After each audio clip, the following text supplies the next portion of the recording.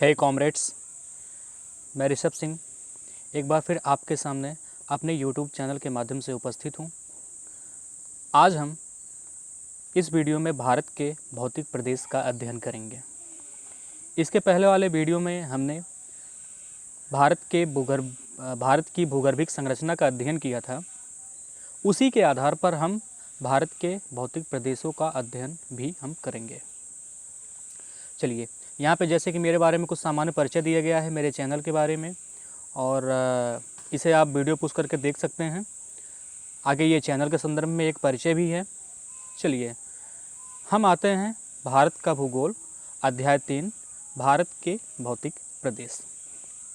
प्रस्तावना के अंतर्गत हम यह देखते हैं या यह बताते हैं कि किसी भी देश की भूगर्भिक संरचना उस देश की उच्चावच तथा भौतिक विशेषताओं की विविधता को जन्म देती है।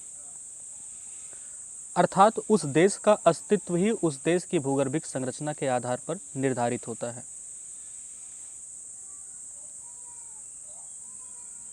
जो भी खनिज संसाधन पाए जाते हैं, जैसे पेट्रोलियम हो गया, कोयला हो गया और आदि, ये सब भूगर्भिक संरचना के आधार पर ही निर्धारित किए जाते हैं। इसी आधार पर हमारे देश के भौतिक प्रदेशों को भी बांटा गया है, और ये भौतिक प्रदेश पर्वत, पठार, मैदान, समुद्र तटीय मैदान एवं द्वीप समूह हैं। चलिए, यहाँ पे हम यह देख रहे हैं कि देश के लगभग 10.6% भाग पर पर्वत एवं 18.5% भाग पर पहाड़ियाँ हैं। पर्वत और पहाड़ अलग अलग यहाँ पे दिखाई दिए गए हैं।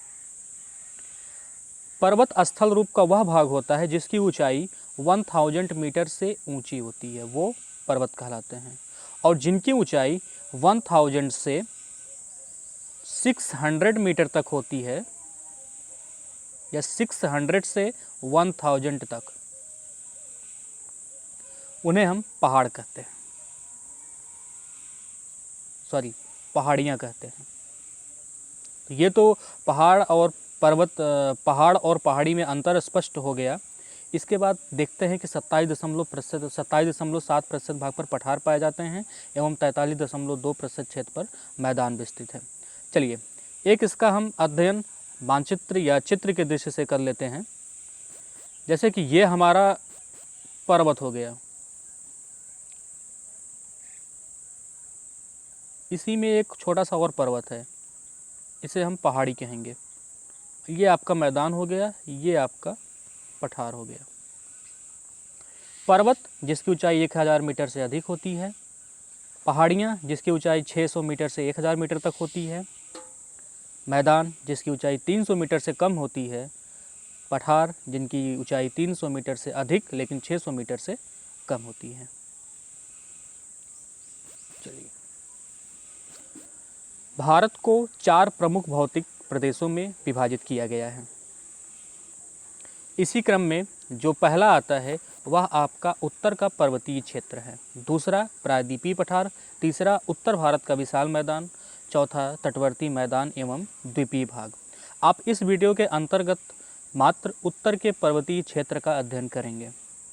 आगे आने वाले वीडियो में प्रायद्वीपीय पठार, उत्तर भारत का विशाल मैदान, तटवर्ती मैदान एवं द्वीपीय भागों का क्रमशः अध्ययन किया जाएगा।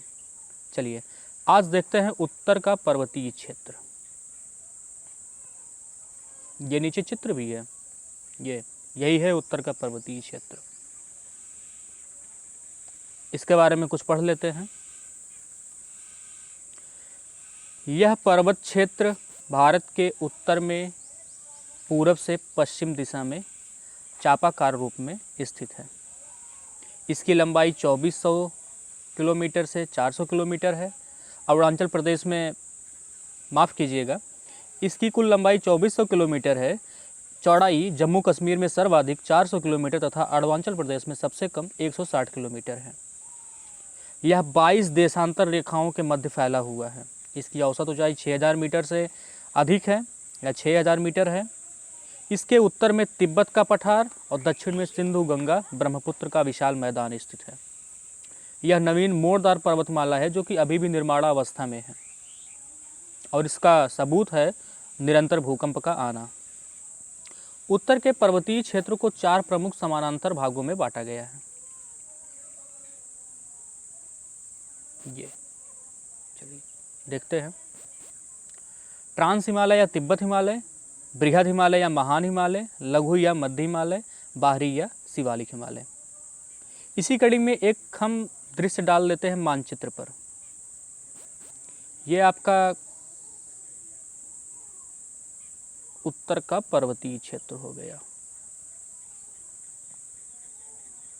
लंबाई 2400 किलोमीटर, जम्मू कश्मीर में चौड़ाई सर्वाधिक 400 किलोमीटर, अरुणाचल प्रदेश में 160 किलोमीटर। आकार तलवार की तरह है या चापाकार है। इसे हमने 4 भागों में बांटा है।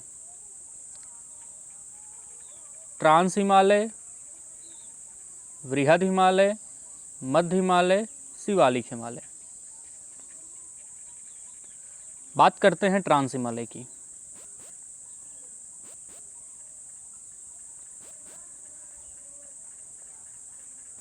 ट्रांस हिमालय यूरेशियन प्लेट का एक खंड है।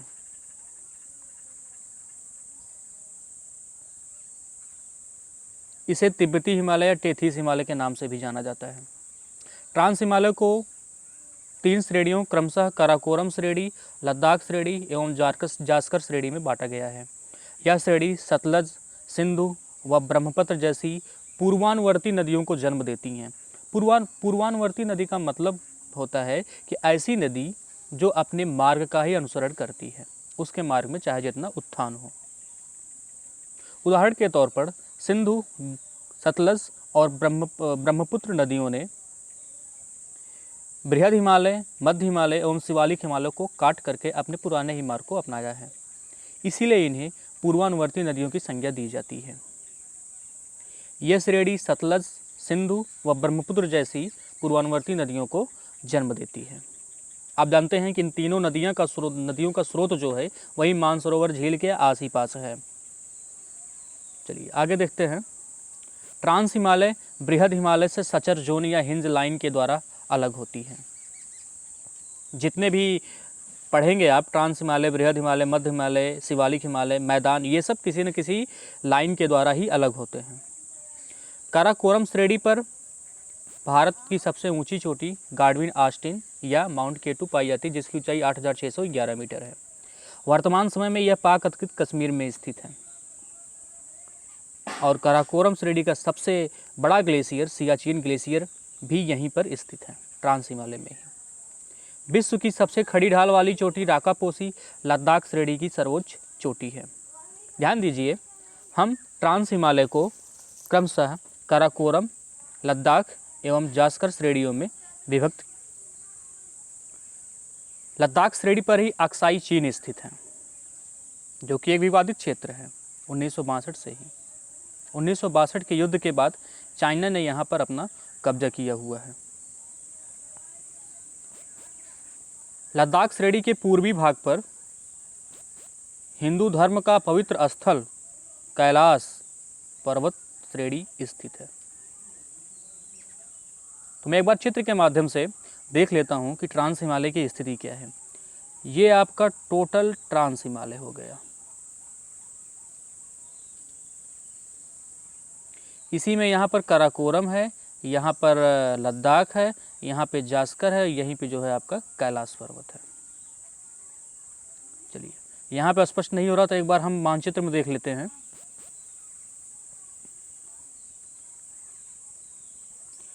ये देखिए, ये आपका काराकोरम हो गया, लद्दाख हो गया, जास्कर हो गया और यहीं पे आपका कैलाश है। तो कैलाश पर्वत चीन अधिकृत तिब्बत में स्थित है, इसीलिए इस भारत के मानचित्र में नहीं दिखाया गया है। चलिए आगे बढ़ते हैं।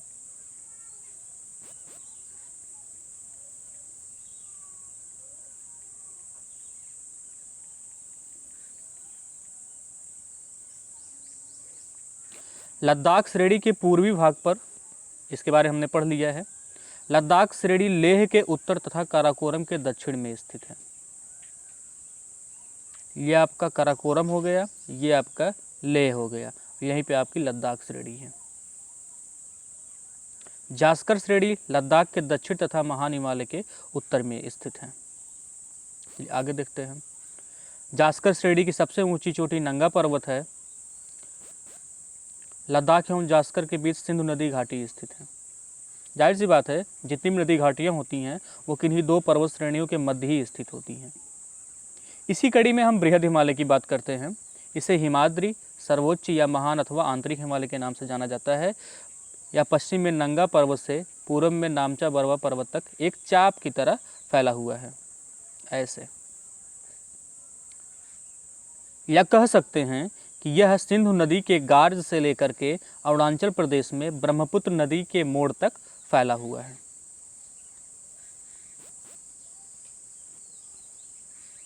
ठीक, आगे देखते हैं। इसका मध्य भाग जो कि नेपाल में स्थित है सबसे ऊंचा भाग है तथा इसी श्रेणी पर संसार की सर्वाधिक ऊंची चोटियां पाई जाती हैं, जैसे Mount Everest 8,848 metre, Kanchenjunga 8,598 metre Sikkim में, धौलागिरी, अन्नपूर्णा, मकालू, नंदा देवी, त्रिशूल, बद्रीनाथ, नीलकंठ एवं केदारनाथ आदि। ध्यान दीजिएगा, धौलागिरी जो है ये पर्वत चोटी है और एक धौलाधर पर्वत श्रेणी है। धौलागिरी पर्वत चोटी नेपाल में है, जबकि धौलाधर पर्वत श्रेणी आपके मध्य हिमालय के अंतर्गत हिमाचल प्रदेश और जम्मू कश्मीर में फैली हुई है। एवरेस्ट चोटी को पहले तिब्बती भाषा में चोमोलुंगमा कहते थे, जिसका अर्थ है पर्वतों की रानी। इसे सागर माथा के नाम से भी जाना जाता है। सागर समुद्र, माथा समुद्र का माथा। क्यों? क्योंकि जब भी हम ऊंचाई की बात करते हैं तो जो सबसे आधार होता है वो समुद्र तल होता है और सबसे जो ऊंचा स्थलखंड होता है वो आपका माउंट एवरेस्ट है। अर्थात कहीं न कहीं सागर के माथे के रूप में माउंट एवरेस्ट ऊपर विद्यमान है, इसीलिए उसे सागर माथा के नाम से जाना जाता है। बृहद हिमालय मध्य हिमालय से मेन सेंट्रल थ्रस्ट के द्वारा अलग होता है। MCT main central thrust. इसके पहले हम ट्रांस हिमालय को बृहद हिमालय से हिंज लाइन या सचर जोन द्वारा अलग किए हुए थे। चलिए आगे देखते हैं लघु या मध्य हिमालय। यह महान हिमालय के दक्षिण में तथा शिवालिक हिमालय के उत्तर के समानांतर फैली हुई है। पीर पंजाल श्रेणी इसका पश्चिमी विस्तार है, जिसका जम्मू कश्मीर एवं हिमाचल प्रदेश राज्य में फैलाव मिलता है।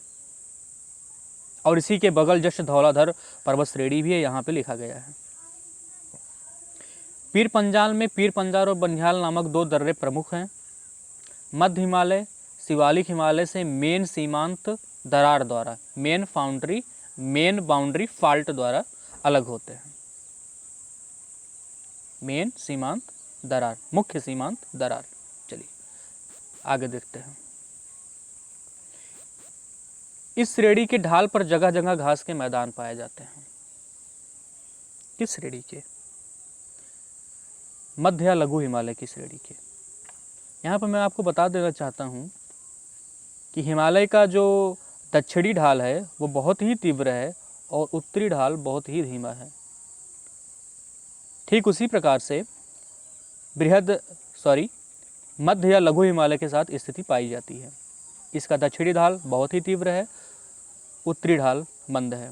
मंद होने के कारण तमाम प्रकार के वनावरण एवं घास के छोटे छोटे मैदान पाए जाते हैं।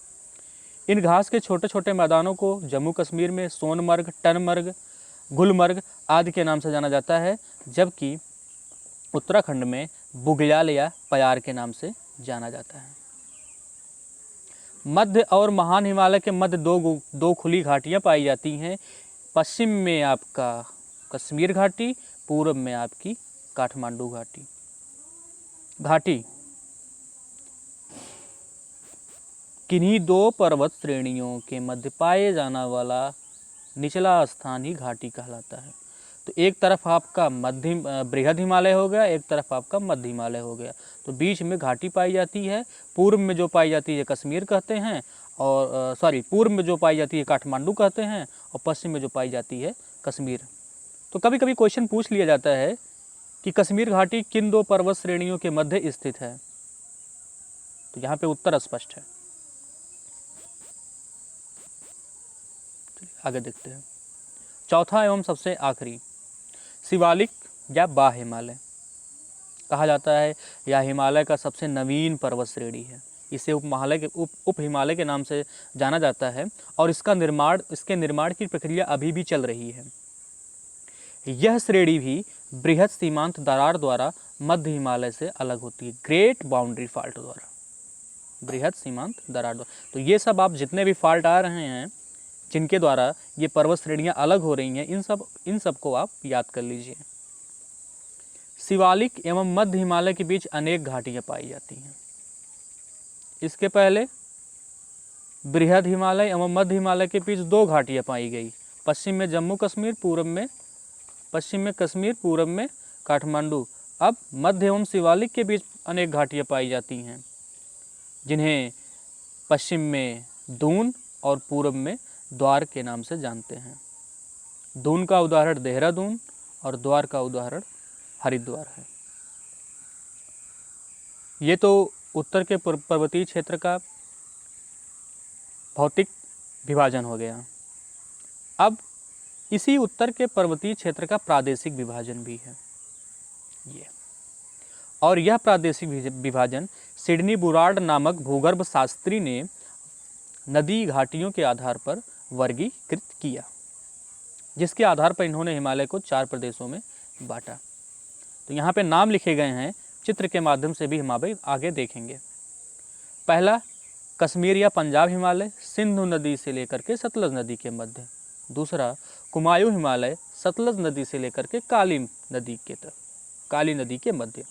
सतलज नदी के पास वाला भाग कुमायूं हिमालय के नाम से जाना जाता है, जबकि काली नदी तक का भाग वाला भाग गढ़वाल हिमालय के नाम से जाना जाता है। यानी पश्चिम वाला कुमायूं, पूरब वाला गढ़वाल। तीसरा है नेपाल हिमालय, जिसका विस्तार काली से तीस्ता नदी के मध्य तक है। चौथा आपका असम हिमालय है, इसका विस्तार तीस्ता से ब्रह्मपुत्र नदी के मध्य स्थित है। ये सब आप याद कर लीजिए। यहाँ पे हम चित्र में देखते हैं कि ये आपकी सिंधु हो गई, ये आपकी सतलज, बीच में पंजाब हिमालय या जम्मू कश्मीर हिमालय, ये आपका सतलज, ये आपकी काली, बीच में कुमायूं या गढ़वाल हिमालय, ये आपकी काली और इधर आपकी तीस्ता, बीच में नेपाल हिमालय, ये आपका तीस्ता, ये आपका ब्रह्मपुत्र, बीच में असम हिमालय। इस प्रकार सिडनी बुरार्ड नामक विद्वान ने हिमालय का प्रादेशिक विभाजन नदियों के आधार पर किया। चलिए अब यहाँ पे देख लेते हैं हिमालय के पर्वतीय भाग से संबंधित अन्य महत्वपूर्ण तथ्य। एक सरसरी निगाह में देखेंगे। नंदा देवी पर्वत उत्तराखंड राज्य में स्थित है। काराकोरम श्रेणी को उच्च एशिया का मेरुदंड कहा जाता है। क्यों कहा जाता है? क्योंकि काराकोरम पर्वत श्रेणी एक ऐसी जगह पर स्थित है जहां से लगभग एशिया की पाए जाने वाली सभी पर्वत श्रेणियां उत्पन्न होती हैं। जैसे हमारा बैकबोन होता है, रीढ़ की हड्डी होती है, तो शरीर की कोई भी हड्डी किसी न किसी प्रकार से वहाँ से संपर्क में रहती है। ठीक उसी प्रकार से काराकोरम श्रेणी भी उसी तरह कार्य करता है या उसी तरह उसकी स्थिति है, इसीलिए इसे उच्च एशिया का मेरुदंड कहा जाता है। उच्च एशिया का मतलब एशिया के ऊंचे पर्वतीय क्षेत्र। चलिए, कश्मीर घाटी तथा डल झील बृहद हिमालय एवं पीर पंजाल के मध्य स्थित है। जाहिर सी बात है, इसके पहले मैंने बताया था कि कश्मीर घाटी बृहद हिमालय एवं मध्य हिमालय के बीच में पाई जाती है। तो जो पीर पंजाल है ये मध्य हिमालय का ही भाग है, अर्थात बृहद हिमालय एवं पीर पंजाल के मध्य कश्मीर घाटी एवं डल झील स्थित है। करेवा एक प्रकार की मिट्टी होती है जिसका निर्माण हिम नदी के माध्यम से होता है और इसका मोटी परत के रूप में जमाव हो जाता है और इसी मृदा पर केसर की खेती की जाती है, जिसे हम जाफरान भी कहते हैं, और इसके लिए कश्मीर हिमालय प्रसिद्ध है। जाफरान काफ़ी महंगा पदार्थ है या वस्तु है, और जिस प्रकार से सोने को तौल करके दिया जाता है वैसे जाफरान को भी तौल करके मिलीग्राम में दिया जाता है। काफ़ी महंगा है, महक बहुत तेज़ होती है। उत्तराखंड के तराई भागों में पाताल तोड़ कुएँ पाए जाते हैं। पाताल तोड़ कुएँ इसलिए कहा जाता है क्योंकि मैदानों में 2 तरीके का क्षेत्र होता है, एक होता है भाबर, दूसरा होता है तराई। भाबर वह क्षेत्र होता है जो पर्वत के पास होता है, वहाँ पे पर्वत से नदियाँ उतरती हैं तो भाबर में चट्टानों की अधिकता के कारण नदियाँ नीचे होकर के छुप जाती हैं और आकर के तराई में निकल आती हैं। तो तराई में ज़मीन को ऐसा लगता है तोड़ करके निकल रही हैं, इसीलिए उन्हें पाताल तोड़ कुएँ की उपमा दी जाती है या वहाँ पर पाए जाते हैं। फूलों की घाटी कुमायूं हिमालय पर स्थित है। श्लेष एवं वर्ण कृषि, जला करके जंगल को साफ करके खेती कर लेना, यह स्थानांतरित कृषि के अंतर्गत आती है, क्योंकि हम जानते हैं कि यह खेती की सर्वाधिक पुरातन प्रणाली है। इस प्रणाली के अंतर्गत मनुष्य आगे आने वाले जंगलों को काट पीट करके साफ कर देता है, वहाँ पे खेती करता है। जब उसका उपजाऊपन खत्म हो जाता है तो आगे चल करके आगे आने वाले जंगलों को काटता है। इस प्रकार से मृदा का उपजाऊपन धीरे धीरे खत्म होता रहता है और भूमि पूरी तरह से बंजर हो जाती है। पूर्वी हिमालय की तुलना में ट्री लाइन की ऊंचाई का मान पश्चिमी हिमालय में कम है। कारण है वर्षा का ना होना। आप जानते हैं कि जम्मू कश्मीर में वर्षा कम होती है, जबकि पूर्वोत्तर हिमालय में स्पेशली मेघालय, अरुणाचल प्रदेश, सिक्किम, असम में यहाँ पे बारिश सबसे ज़्यादा होती है भारत में। तो वहाँ पे बारिश होने के कारण पेड़ पौधे की ऊंचाई अधिक होती है, जबकि पश्चिमी हिमालय, जम्मू कश्मीर में बारिश कम होने के कारण पेड़ पौधे की ऊंचाई कम होती है। तो ट्री लाइन का मतलब होता है कि अधिकतम वह सीमा जहाँ पेड़ पौधे अपनी ऊंचाई बढ़ा सकते हों। यानी जो घास के मैदान हैं जम्मू कश्मीर, हिमाचल में नीचे पाए जाते हैं और पूर्वोत्तर क्षेत्रों में ऊपर पाए जाते हैं, क्योंकि घास का मैदान सबसे ऊपर है, उसके ऊपर फिर बर्फ़ वाला क्षेत्र आता है। चलिए, हिमाचल प्रदेश हिमालय का पर्यायवाची है। हिमाचल प्रदेश नहीं, हिमाचल यानी बर्फ़ के आंचल में। तो बर्फ़ के आंचल में आपका हिमाचल प्रदेश ही है। तो हिमाचल हिमालय का ही पर्यायवाची है। हिमाचल, हिमालय, यानी कहीं ना कहीं दोनों बर्फ़ से ही ढके हुए दिख रहे हैं, इसीलिए यहाँ पे पर्यायवाची कहा जा रहा है। एक श्रृंखला जो अरुणाचल प्रदेश तथा नागालैंड में उत्तर दक्षिण में फैली हुई है, उत्तर दक्षिण में ऐसे, वो पटकोई बुम के नाम से जानी जाती है और म्यांमार की सीमा पर स्थित है। वृक्ष लाइन का मतलब होता है हिमालय में वृक्ष लाइन ऊंचाई की वह सीमा है जहाँ पर वृक्ष उगने में सक्षम होते हैं। उसके बाद वृक्ष नहीं उगेंगे, वहाँ पे केवल घास के मैदान ही पाए जाएंगे, और ये घास के मैदान यही मर्ग और बुग्याल प्यार के नाम से जाने जाते हैं। आज की वीडियो में बस इतना ही। आगे आने वाले वीडियो में हम भारत के प्रमुख हिमनद एवं दर्रों के बारे में पढ़ेंगे। आप मेरे इस चैनल को सब्सक्राइब, लाइक और कमेंट्स करना न भूलें। आपके कमेंट्स हमारे लिए बहुत ही महत्वपूर्ण हैं। आप अपने सुझाव दीजिए।